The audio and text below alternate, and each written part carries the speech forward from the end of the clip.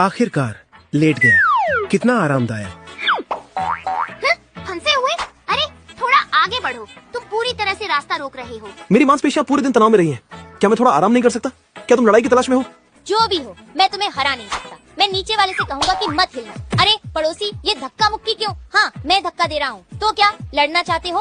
तुम दोनों किस बारे में बहस कर रहे हो? मेरे ऊपर बहस कर रहे हो? अगर हिम्मत है तो बाहर जाकर करो। ओह देखो, ये वाइब्रेशन फ्रीक्वेंसी बहुत ज्यादा है। हर रात खर्राटे लेना बहुत ही परेशान करने वाला है।